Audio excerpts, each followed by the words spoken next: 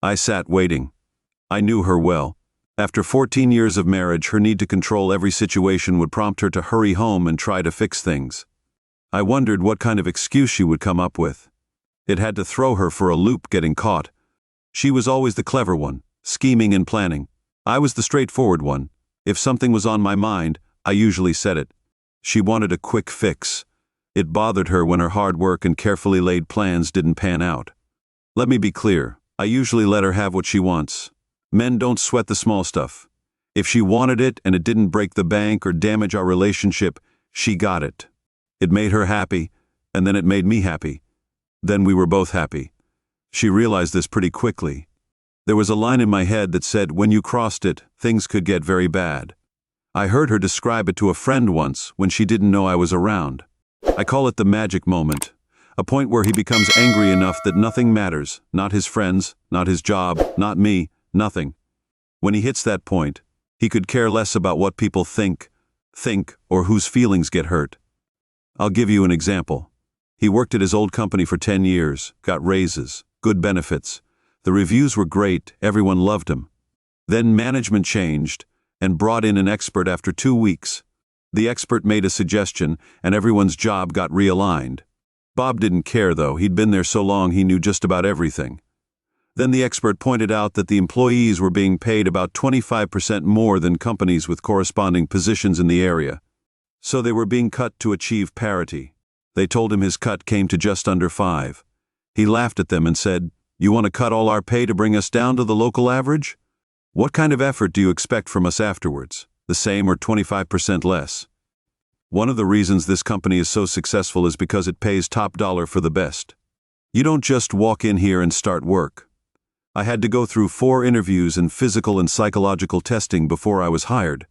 You have a very stringent attendance policy. Safety procedures are a big deal these days. Why should anyone go through all that just to get hired? If you're not paying more than the place down the street, where you don't have to work nearly as hard and get the same pay, you'll end up with mediocrity. Your old workers will quit for better jobs or easier working conditions. Production will suffer. Accidents will happen. Morale will be shot. He paused for a breath.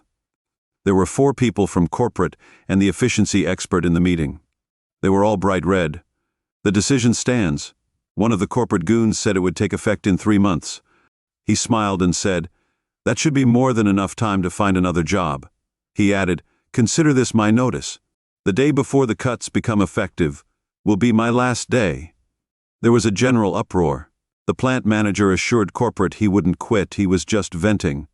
Imagine their surprise when he walked out the door 3 months later. They tried to get him to come back, blustering that they would report to any prospective employers. He had walked out and abandoned his job. He'd already got one. Job was his reply 9 months later.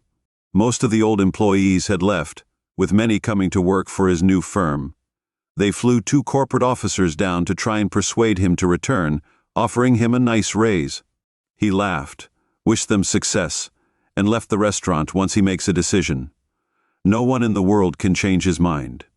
While it may seem like a snap decision at the time, he's usually thought about it long and hard. It doesn't matter about the financial cost at all, not to him. He can live without money but not without himself. I've heard that a dozen times.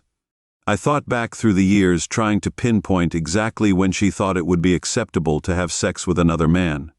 She'd tried to get me to accept a lot over the years. For example, she wanted me to go to Cancun for 2 weeks with her friends. There was a couple who were borderline, and another who was married. She had worked up a pretty good presentation. I told her the idea was terrible. The thought of her in a foreign country, on a beach with a lot of alcohol in the company of a group of women I considered little more than men, was not really a good idea. But it's her life, so she can do whatever she wants. She just needs to be aware of the cost. She'd learned over the years that was one of my key phrases.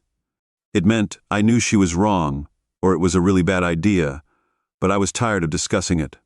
If she went ahead, she'd have to deal with the consequences. Just one more thing. I'll need my rings back. If you're going to sleep with strangers, you'll do it without them on. She got really angry and started to argue. I just sat there until she ran out of steam. While you were talking, I thought of a few more things.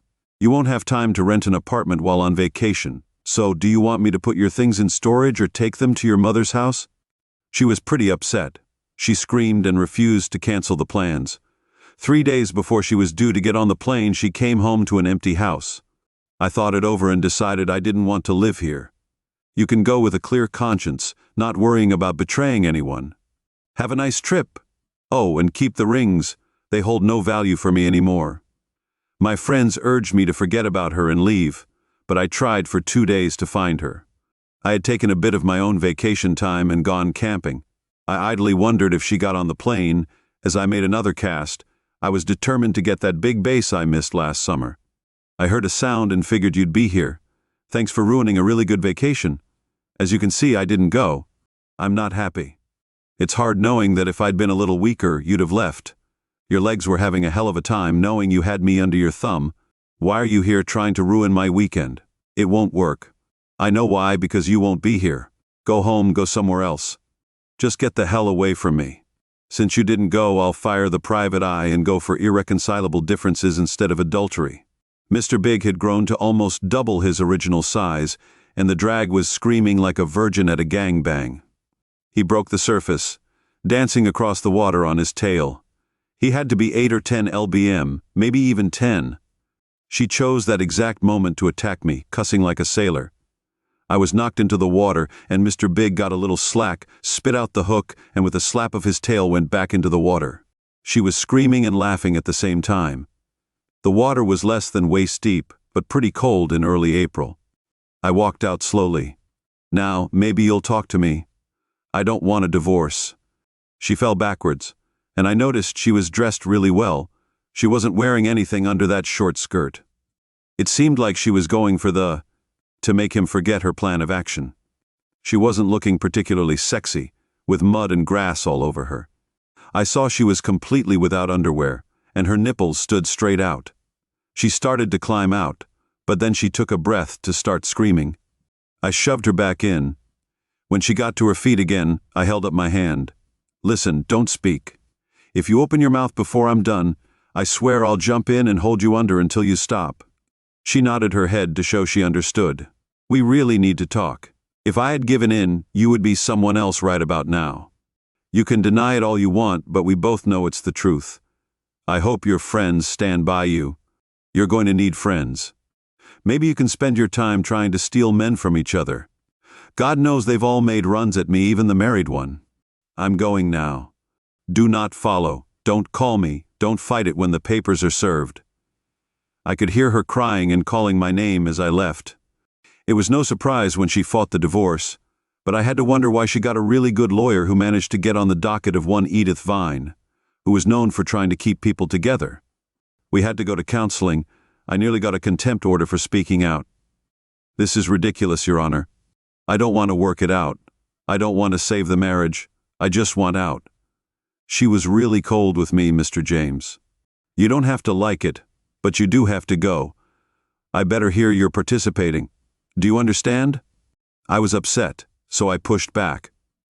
Was so full of her eyes were turning brown. I understand, Your Honor, but did you go to counseling with your recently departed husband? Did it help? I seem to remember the divorce going through anyway. Let me ask you a hypothetical question. If I said you were a terrible judge with no concept of the human condition, would it be a great service to the people of if you lost the election, would you be more annoyed at me for saying it or for being right? I've never seen anyone go from pale to red and back again that fast. She hit her gavel angrily.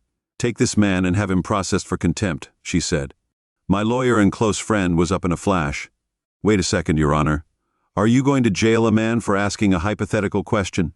Your opponent in the I think race would love that. He didn't mean anything by it. He's right, Your Honor. It was just a question. I take it back. I just couldn't resist. However, when you lose this November and you're just a citizen on the street like the rest of us, I'm going to make it a point to look you up and give you a detailed opinion of your skills. Okay, so I got out of the contempt charge, but she got back at me by raising the mandatory sessions from 6. The first 3 sessions were pretty frustrating for her and the therapist. I loved reading, so instead of answering in real words, I used quotes from books and poems. Shakespeare was a gold mine. I was pretty relaxed in the 4th session. Maybe I was tired or not as focused as I should have been. When she cried this time, I knew she actually meant it. The other time she came across as fake, and she let it go too easily. This time, she couldn't stop. The therapist had asked why I married her. I was surprised because I loved her. I knew how she was. I'd watched her all the way through high school and most of college.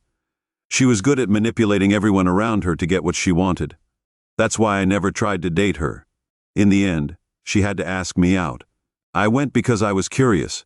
What could she possibly want with me? I wasn't rich. I don't think I'm that good. Anyway, I wasn't going to play along. We went to a party thrown by one of her friends. Her boyfriend, who she told me she had broken up with, was there. She was trying to use me to prove she could get anyone she wanted, so he had better fall in line. I figured it out pretty quickly. After that, I decided to have a little fun. I ignored her for the rest of the evening. I danced with her friends, flirted, and did a little groping. She could see me the whole time. She was furious.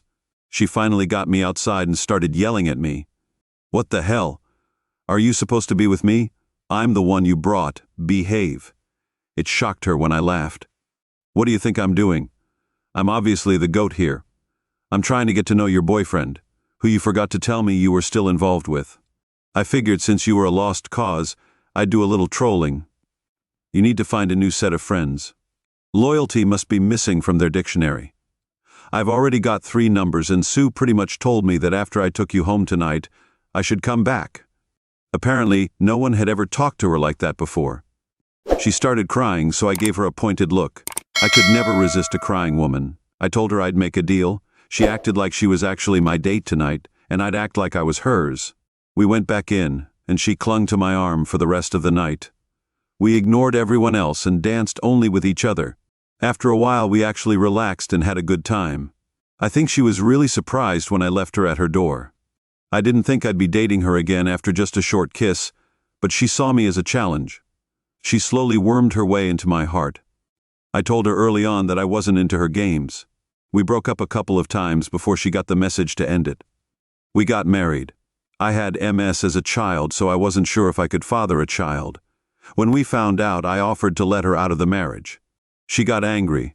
I wanted to adopt, but she found one excuse after another until I figured it was too late. In hindsight, my counselor said that she was slowly sliding back into her old ways. I think it was the little things at first, but as time went by, they got bigger. What she didn't understand was that I didn't care what kind of car she wanted, or what style of furniture she had in the house. I told her that those things don't matter the least to me. But then she changed jobs, made new friends, and started wanting girls' nights out again. I trusted her, so I didn't mind. She started coming home later and later. Then one night she came in at 2, her hair a mess, clothes wrinkled, lipstick smeared. That was the beginning of the end. She knew she had messed up badly and apologized, saying she was drunk. It never went beyond kissing. I left her for 2 weeks. She begged, cried, and swore she would get counseling. I gave in. I still loved her, even if she was a bit of a... I don't know why things got better. She realized she had control issues and really worked on them, changing jobs again to get away from the... She said it was like jumping from the frying pan into the fire. I think it's fair to say that if the last group were anything to go by, this one were screaming. She started going out with them again, then the Cancun thing came up. I looked up the resort, and it catered to singles and people with alternative lifestyles. I knew without a doubt that if she was, she'd come back a 501 who'd broken her vows, and it'd burn up all her vacation time, ruining the plans we'd already made. I tried to talk to her, but she just used platitudes and 501 that came straight out of the cheaters. I reached my limit and gave her my ultimatum: either stay with me and try to work on our marriage, or go and come back to the divorce dance. She refused to cancel, so I packed up and left before she did. She must have got a case of the smarts because she never got on the plane. It was too late by then. I started the proceedings, and here we are. She's sorry, she'll go into counseling, but will it be enough? Did she learn anything? Can she change? My question is, do I want to hang around long enough to see in the end? I took her back, hoping for the best. I really did love her, but I made her pay. I kept her on a tight lease and made her sign a postnup. The reasons were irreconcilable differences, 50/50ths, adultery. The offending party left with the clothes on their back. She loved the house and all her toys, but she knew it was her only chance. We were good for a couple more years, then she started changing. It was so gradual, I didn't notice at first.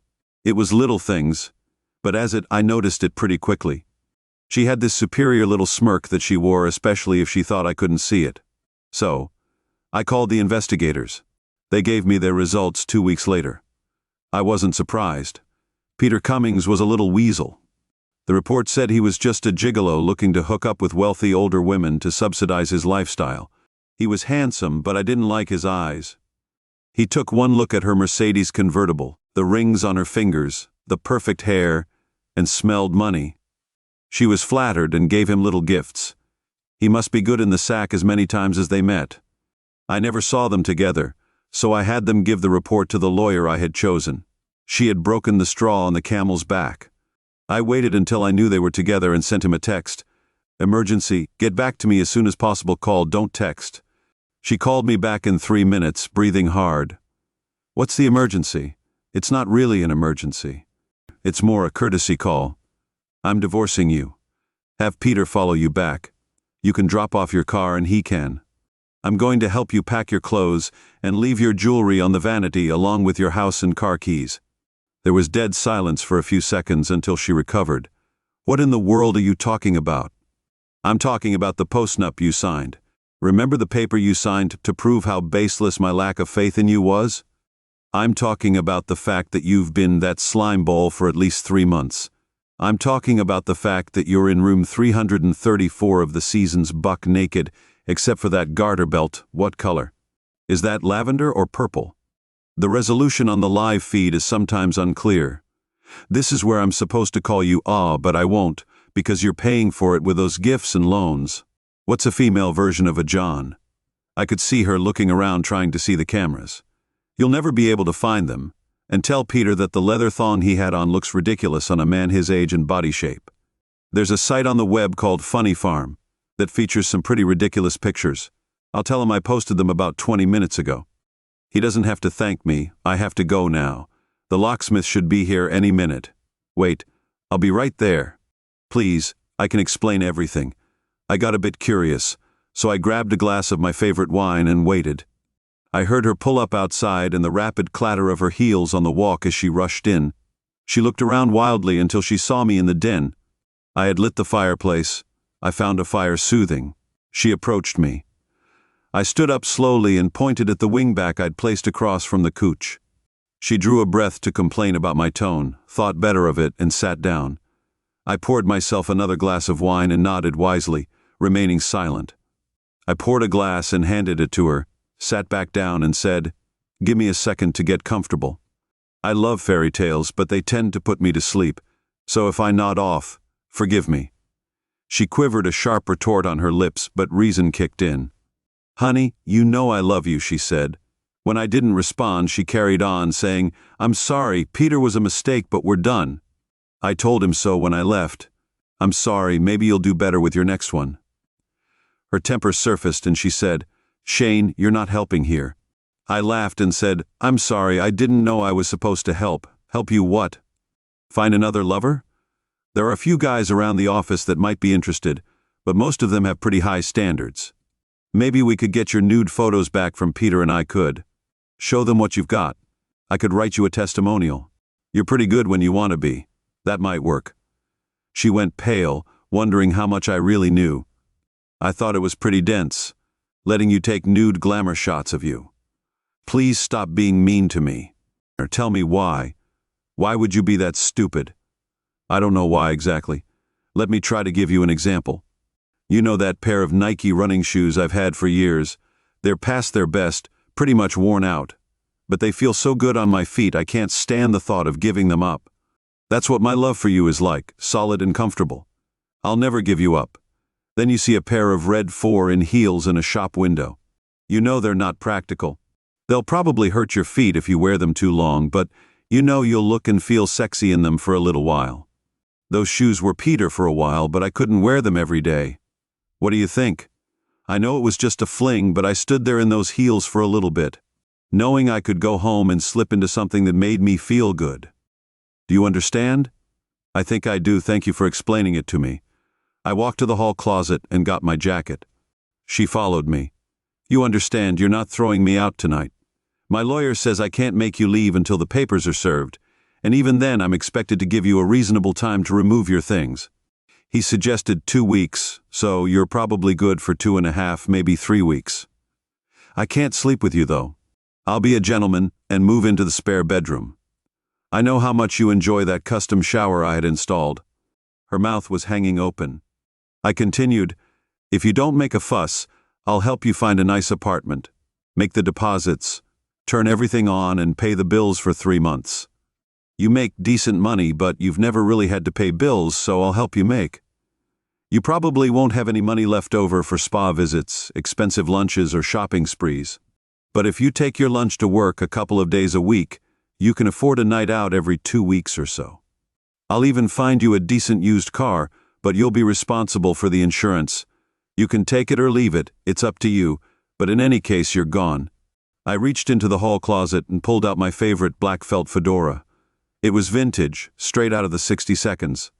I had a great uncle who never left the house.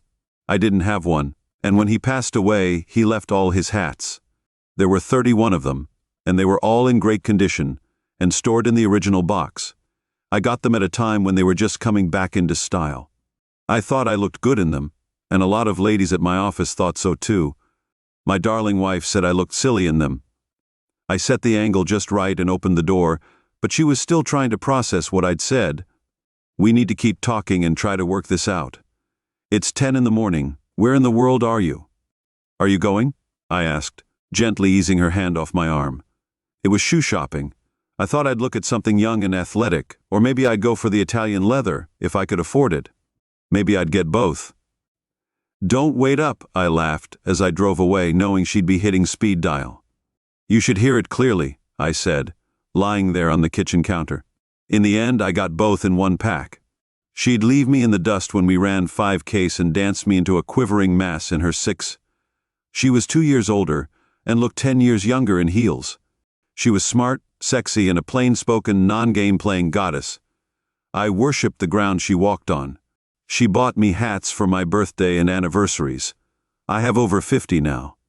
Gwen tried to fight it, but when her lawyer looked at the prenup, he urged her strongly to take my offer. I didn't want her Mercedes, so I sold it and took half the money to buy her a 4-year-old one. She ended up getting an old small Chevy. She actually thanked me.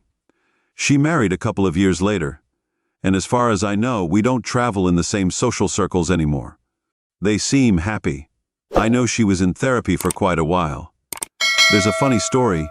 I actually went to court when my divorce was finalized, even though my lawyer said it wasn't necessary. I ran into the judge who handled my first attempt and ordered us into counseling. She was just an ordinary citizen. Now, having lost by a landslide, she was there for her second divorce. I almost got cited for contempt because I couldn't stop laughing.